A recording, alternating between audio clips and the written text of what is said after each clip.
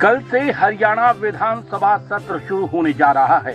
उससे पहले हरियाणा बीजेपी सरकार के विधायक एक्शन मोड में नजर आ रहे हैं।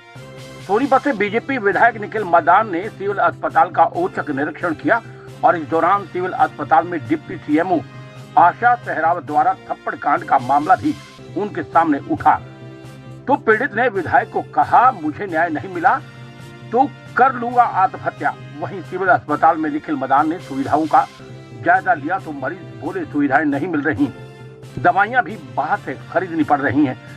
सोनीपत जिला अस्पताल हमेशा से ही सुर्खियों में रहता है। कभी मरीजों का बवाल यहाँ होता है तो कभी डॉक्टर मरीजों के साथ व्यवहार ऐसा करते हैं कि मरीज उन पर बवाल काट देते हैं। और आज जब सोनीपत के बीजेपी विधायक निखिल मदान ने सिविल अस्पताल का औचक निरीक्षण किया और सुविधाओं का टोटा उजागर होता हुआ उनके सामने नजर आया, मरीजों ने उनके सामने ही सुविधाओं का टोटा होने के गंभीर आरोप लगाए तो डिप्टी सीएमओ आशा सहरावत द्वारा थप्पड़ कांड भी उनके सामने जब आया तो उन्होंने जांच का आश्वासन दिया। पीड़ित चतुर्थ श्रेणी कर्मचारी दीपक ने विधायक निखिल मदान को आप बीती सुनाई और कहा कि अगर उसे न्याय नहीं मिला तो वो आत्महत्या करने को मजबूर हो जाएगा। आज सिविल हॉस्पिटल के अंदर सबसे बड़ी समस्या जो आज यहाँ देखने को मिली है वो ओपीडी के अंदर मिली है। ओपीडी के अंदर लोगों को 1.5 घंटा वेट करना पड़ रहा है और सुबह 7:30 बजे से लोग लाइन में लग जाते हैं। 9 बजे जैसे ही ओपीडी चालू होती है, जब आज ओपीडी में पहुँचे तो ओपीडी सुचारू रूप से चालू थी, पर जो हमारे यहाँ पर विंडोज़ हैं वो कम थी। 3 विंडोज़ चालू थी और एक आयुष्मान के लिए और एक इमरजेंसी के लिए और मैटरनिटी के लिए अलग से 5 विंडो टोटल चालू हैं।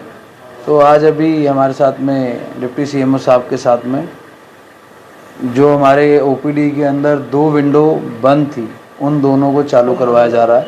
वो दोनों चालू हो जाएंगी जिससे हमारे यहाँ आम नागरिक को आते हुए समस्या नहीं आएगी।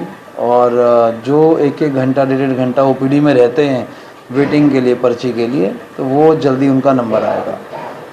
मेडिकल जो इनका केमिस्ट है जहाँ पे मेडिसिन जहाँ से मिलती हैं वो वहाँ पर देखा गया, वहाँ पे आम नागरिक को मेडिसिन मिल रही हैं, उसमें कोई समस्या नहीं आई। एक आधे डॉक्टर कोई आज छुट्टी पे थे और जो आज यहाँ पे नागरिक से बात करने को पता लगा है सुचारू रूप से नंबर वाइज बुलाया जा रहा है, एक्सरे रूम सही तरीके से चल रहा है।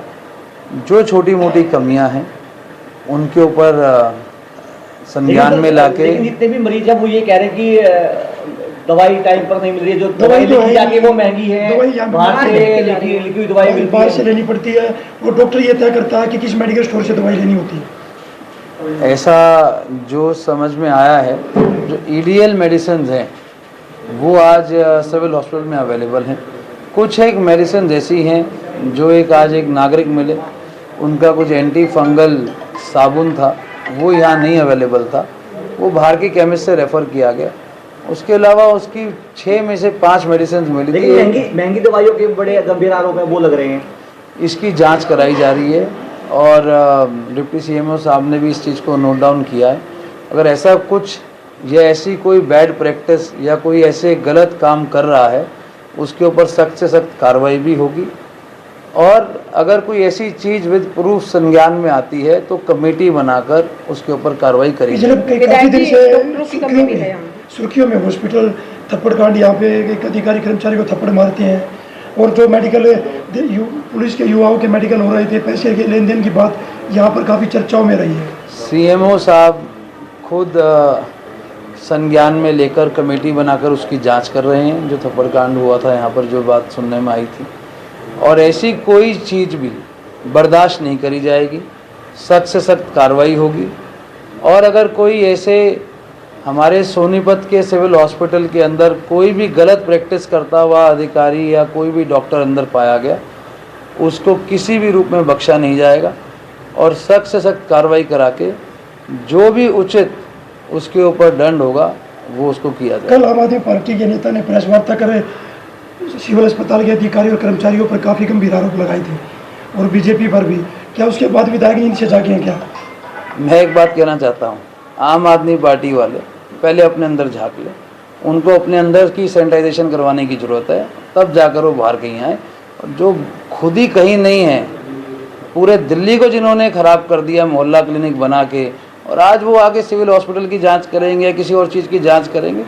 और ऐसे व्यक्ति पहले अपने आप के अंदर झांक कर देखें, फिर दूसरे पे बात। विधायक जी, डॉक्टरों की कमी है सिविल हॉस्पिटल में, ये कब तक पूरी होगी? जो क्योंकि डॉक्टर्स बिना की- डॉक्टरों के इलाज पॉसिबल नहीं है, लोगों को दिक्कत हो रही है। जितनी भी गर्भवती महिला पहुंचती हैं सबसे ज्यादा दिक्कत उनको सबसे maternity ज़्यादा को- रेफर किया जाता है कानपुर पीजीआई या रोहतक पीजीआई के लिए, और यहाँ से एक- टाल दिया जाता है। एक बेड पर 4 गर्भवती महिलाएं लेटी रहती है, इतनी शॉर्टेज यहाँ पर है, सुविधाओं की कमी है। डॉक्टर्स की मांग मैं आगे रखूँगा और हमारे हेल्थ मिनिस्टर से भी मिलकर कोशिश है जल्द से जल्द डॉक्टर्स हमारे यहाँ अगर कोई जो जिस भी डिपार्टमेंट में कमी है उनको पूरा करवाया जाएगा।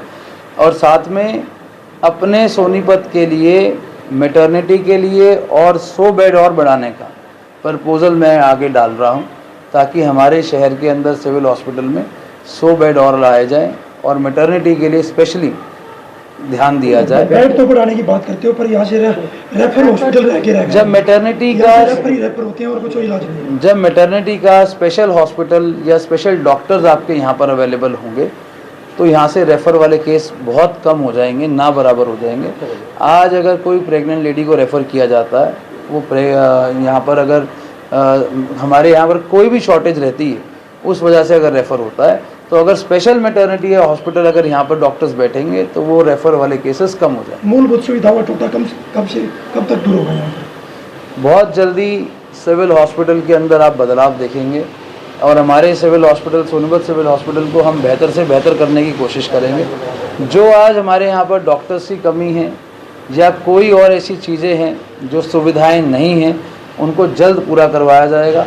जिस तरीके आज आम नागरिक से बात करते हुए औचक निरीक्षण किया है, आगे भी हफ्ते 10 दिन के अंदर मैं पूरे अपने प्रयास रखूँगा कि सिविल हॉस्पिटल के अंदर जहाँ पर हमारे शहर के सबसे ज़्यादा लोग जो पीड़ित होते हैं वो आते हैं और उन लोगों की सुविधाएं प्रॉपर रहें और तरीके से उनको चलाया जाए, तो इन चीज़ों के लिए मैं पूरे प्रयास रखूँगा। सर, एक अधिकारी है आशा सहरावत, उस पर एक कर्मचारी है, 4th क्लास कर्मचारी दीपक, तनाव बड़े कर्मचारी और अधिकारियों में तनाव की स्थिति है सिविल अस्पताल। अभी आपसे उन्होंने मुलाकात की, कहा कि मैं आत्महत्या है उस पर मजबूर हो रहा हूँ, कार्रवाई नहीं हो रही है, अधिकारियों पर क्यों लगाम नहीं लगा पा रही है सरकार? अभी इसके ऊपर CMO साहब को निर्देश दिए हैं कि इसकी जांच जल्द से जल्द करें और DC साहब के नॉलेज में डालकर भी एक कमेटी और बनवाएंगे। FIR दर्ज और अगर जो भी इसके अंदर दोषी पाया जाएगा उसके ऊपर FIR भी दर्ज होगी और उचित कार्रवाई भी होगी।